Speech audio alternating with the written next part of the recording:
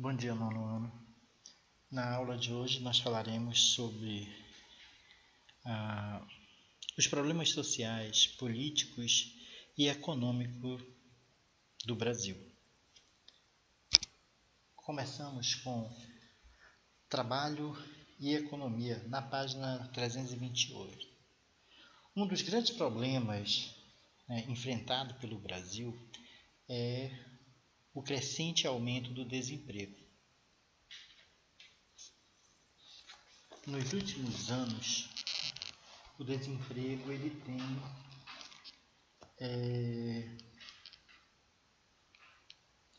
causado um grande problema social no nosso país. E uma das formas que o brasileiro ele encontrou para contornar esse problema foi a questão do mercado informal, onde muitos brasileiros eles vão passar a vender produtos nas ruas, nas praias, nas feiras, de porta em porta. A exemplo disso, da informalidade, nós vemos no nosso município. Hoje é muito comum, quando nós saímos à noite, nós encontrarmos nas portas das residências pequenas vendas, seja de churrasco, seja de cachorro-quente, enfim, alguém está sempre vendendo alguma coisa. Para quê? Para ele ter um dinheiro para a sua subsistência. Um outro problema também que está sendo constante no Brasil é o trabalho infantil. Muitas famílias elas se veem na condição de usar também o trabalho infantil. Seus filhos menores de idade passam também a contribuir com a sua força de trabalho para complementar a renda para que essa família ela possa sobreviver. Um outro fator é o cooperativismo, que tem crescido bastante no Brasil. Então, primeiro, o que é o cooperativismo? É um movimento que vai nascer como um instrumento de desenvolvimento socioeconômico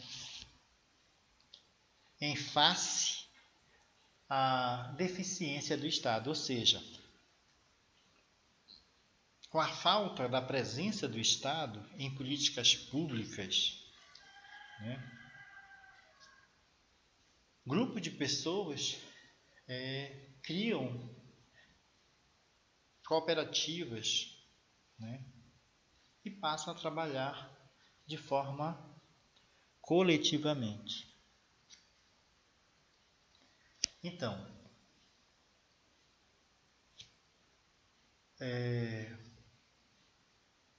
seja na prestação de serviço ou na solução de problemas sociais. É um modo de avaliar os efeitos da crise e de contribuir para a redução da desigualdade. Ou seja, um grupo de mulheres, de senhoras, se juntam e criam uma cooperativa de prestadoras de serviço. São mulheres que vão ser domésticas, enfim, ou criam uma cooperativa para beneficiar o seu produto, um produto que é oriundo da agricultura familiar. E aí nós vamos ter as consequências do agronegócio.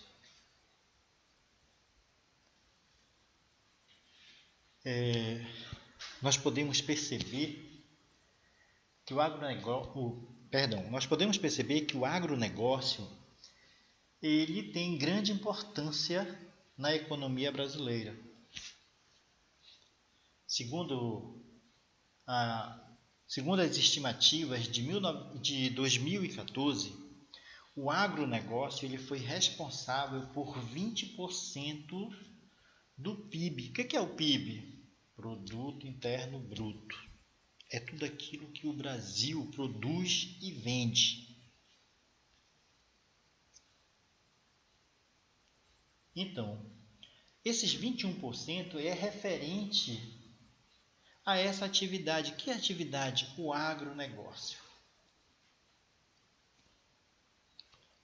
Então, as empresas, na busca de um lucro imediato, elas vão acabar não respeitando as leis ambientais. Além disso, desse desrespeito às leis ambientais, essa prática ela causa diversos problemas, diversas consequências à natureza. Tais consequências vão ser o seguinte: a contaminação do solo pelo uso exagerado de agrotóxicos e pesticidas, a contaminação do ar, seja pelas queimadas nas derrubadas das florestas, a contaminação da água, do lençol freático, dos rios, das nascentes. Por quê? Porque a partir do momento que é utilizado essa pesticida, ou até mesmo os fertilizantes, os agrotóxicos, nas chuvas, quando chove, o excedente desse, ele vai na enxurrada e vai poluir os rios. Um outro fator uma outra consequência do agronegócio é o desmatamento, entre outros produtos. Aqui ao lado você vê que tem a questão do degelo, porque o planeta ele tem a questão das enchentes, tem a questão das cheias, tem as questões dos tornados. Então tudo isso são consequências do agronegócio, da ganância de grandes empresas em ter um lucro imediato. Então elas passam a devastar hectares e hectares de terra, de floresta. E isso causa todo um transtorno ao meio ambiente.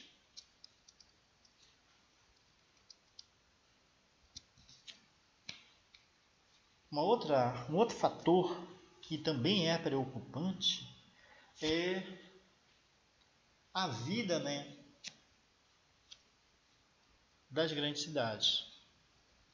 Ou seja, quais são as consequências, do crescimento urbano? Então, vai ocorrer o quê? O inchaço das grandes cidades, o povoamento pelo acúmulo de pessoas. Aqui tem uma imagem que mostra o metrô, serviço público ineficiente nas grandes cidades. Aí nós vamos ter a falta de infraestrutura adequada, que vai gerar transtornos para a população urbana. As grandes cidades brasileiras elas vão enfrentar diversos problemas, como as questões de moradia, o desemprego, a desigualdade social, a questão da saúde, da educação, da violência, da exclusão social, entre outros. Ao lado nós temos uma favela que uma das consequências da vida nas grandes cidades é o enfavelamento. O que é isso? Muitas vezes, famílias saem do interior, da zona rural, e vêm com o pensamento de morar na cidade grande, de ter uma vida melhor. E chegando na cidade grande, ela vai se deparar com inúmeras situações que vai obrigá-la a parar nas favelas. Na nossa cidade aqui em Cametá, não é diferente. O bairro da Portelinha, o bairro da Roma, do Castanhal, são bairros que estão sendo povoados por pessoas vindas do interior, com aquele sonho de, chegando aqui na cidade, ele vai ter um emprego, ele vai ter uma vida melhor que ele tinha lá no interior. Essa é a ilusão. E aí chega aqui, ele não se adequa às condições, né, essas novas condições, que é o quê? Ele não tem escolaridade, ele não tem uma formação profissional, e aí vai gerar uma série de problemas. E problemas esses que muitas adolescentes acabam entrando cedo no mundo da prostituição infanto-juvenil. Os garotos, eles vão entrar no mundo das drogas. Enfim, um outro fator que também é um problema muito grave no nosso país é a desigualdade social. Então, no Brasil, uma das consequências mais graves é o que? A pobreza, a miséria. Aquilo que eu falei para vocês há pouco é a favelização e as demais, né? A fome, a desnutrição, a mortalidade infantil, o aumento da taxa de desemprego, a desigualdade social, ela vai estar presente no mundo inteiro. Porém, ela vai se tornar um problema, ela se torna um problema quando a diferença econômica entre a renda daquelas pessoas que estão na base social é muito distante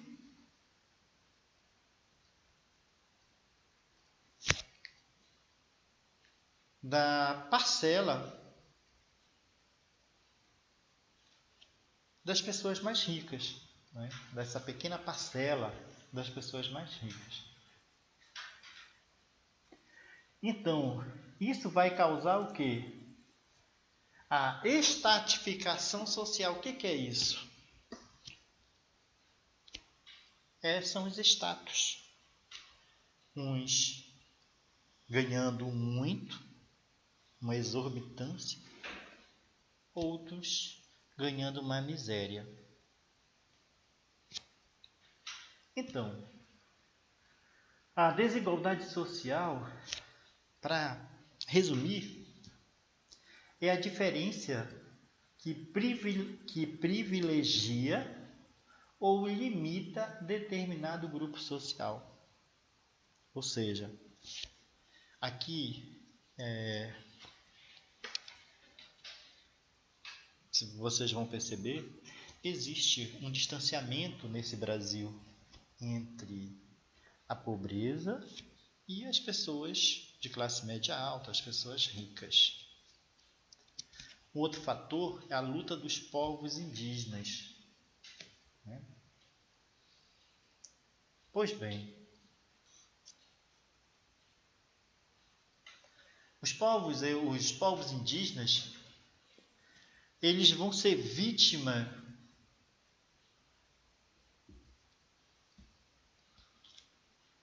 por 3 tipos de violência. A violência militar, que é o ataque por armas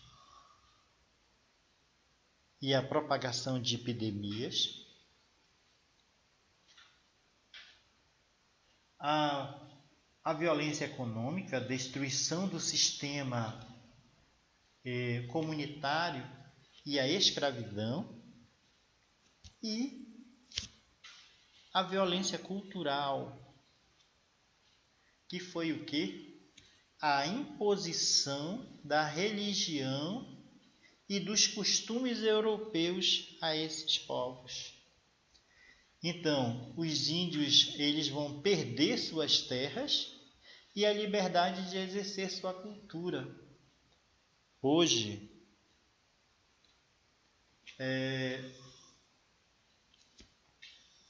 os povos indígenas, eles lutam para ter o espaço, né? Para ter o seu próprio espaço e respeito em cultivar, como eu posso dizer para vocês, em desejar que a sua cultura ela não desapareça. Aí nós vamos ter o quê? O artigo 231 da Constituição de 1988, ele diz o seguinte, esse artigo: são reconhecidos aos índios sua organização social, costumes, línguas, crenças, tradições e os direitos originários sobre as terras que tradicionalmente ocupam, competindo a União demarcá-las, proteger e fazer respeitar todos os seus bens. Aí eu pergunto a vocês, eu deixo essa pergunta aqui para vocês.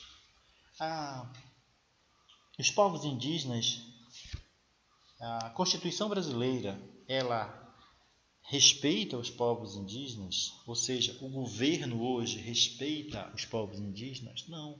Por quê? Porque nós temos um governo que ele libera, que ele incentiva o desmatamento, as queimadas, a desapropriação das terras indígenas, o desrespeito aos povos indígenas. Um outro povo também que luta pelos seus direitos são os quilombolas. Então,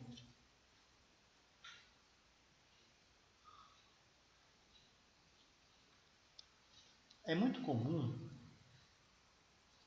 hoje, né, no imaginário popular, fazer a associação dos quilombos a algo restrito ao passado. Ou seja, só existiam os quilombos na época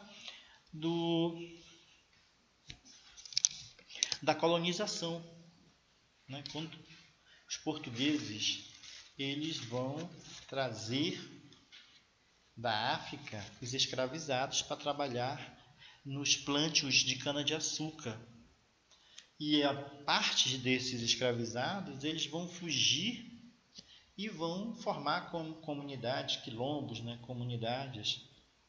Então hoje é muito comum isso. Por quê? Porque as pessoas, elas acabam esquecendo que os quilombos são comunidades remanescentes dos antigos escravizados, que ainda hoje lutam pela sua cultura, lutam pela demarcação das suas terras, lutam pelo direito de reconhecimento da sua cultura, dos seus costumes. Então, hoje, ser quilombola não é coisa do passado. Uma das questões mais atuais, né, da resistência dessas comunidades é a luta pelo seu território, pelas suas terras. Por quê? Porque hoje, em alguns estados brasileiros, existe o quê? Está existindo a desapropriação das terras quilombolas. Ou seja, essas comunidades, elas estão sendo expulsas das suas terras. Por quê? Porque está dando espaço para a agropecuária, para o agronegócio, enfim, para especulação imobiliária.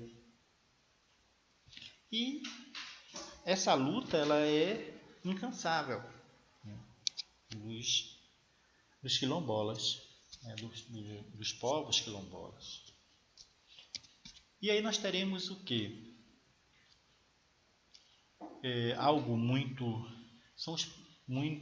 comum hoje na nossa sociedade, que é o consumismo. Os problemas do consumismo. Quais são os problemas do consumismo? Primeiro, nós devemos saber entender o que é o consumismo. O consumismo é uma compulsão que leva o indivíduo a comprar de forma ilimitada e sem necessidade de bens, mercadorias ou serviços. Ele se deixa influenciar excessivamente pela mídia, o que é comum em um sistema dominado pelas preocupações de ordem material, na qual apelos do capitalismo calam fundo na mente humana. Ou seja, aqui você vai ver que tem algumas imagens, né? Uma imagem de um garoto assistindo televisão e desejando os produtos que a televisão, que a mídia oferece a ele, e na sequência nós temos um cartaz que mostra as promoções, né, que isso é muito comum. Então, às vezes, você já tem um tênis, você não precisa de um tênis, mas como você está vendo a promoção, você entra lá e compra mais um tênis. Assim são camisas. Uma coisa que é muito comum hoje é a questão dos eletrônicos, principalmente o celular, né? As novas tecnologias. Mas você tem um celular, mas você quer aquele celular top. E aí você move mundos e fundos para você ter aquilo de forma desnecessária. Então, uma das consequências, né, ou as consequências do consumismo é o quê? O excesso de consumo exige uma maior demanda de matérias-primas, o que intensifica a exploração ambiental e os danos ao meio ambiente. Além disso, com um maior consumo, uma maior quantidade de lixo é produzida, o que pode sobrecarregar os lixões e aterros sanitários. Aqui ao lado nós temos o globo terrestre, né, quase que pedindo socorro. Então, essa é a consequência. Por quê? Porque você acaba descartando, você passa a produzir muito lixo e isso acaba tendo uma consequência maior para o planeta, né, para o ecossistema como um todo. E nós falaremos também nessa aula sobre a valorização à diversidade. O que é isso?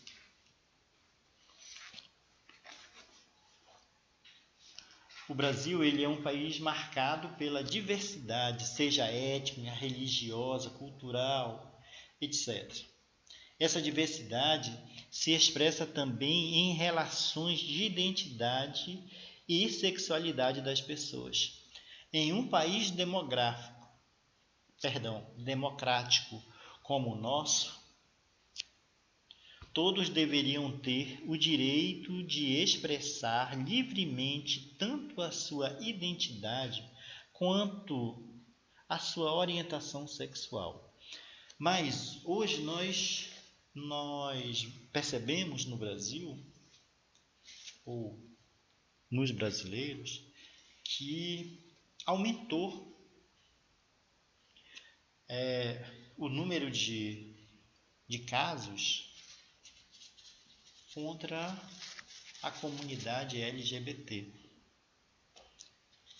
São Paulo, todos os anos, promove a parada gay.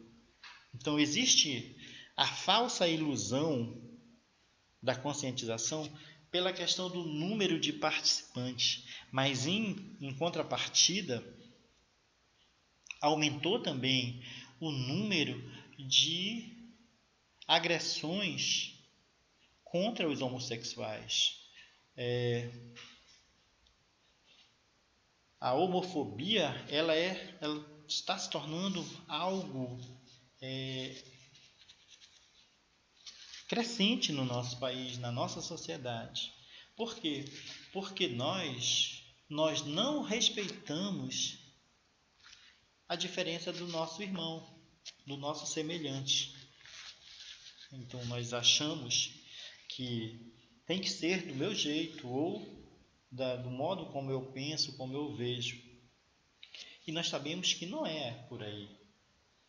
Nós sabemos que eu tenho que aceitar as diferenças do meu semelhante, seja ele branco, preto, alto, magro, enfim, evangélico, católico, budista, umbandista.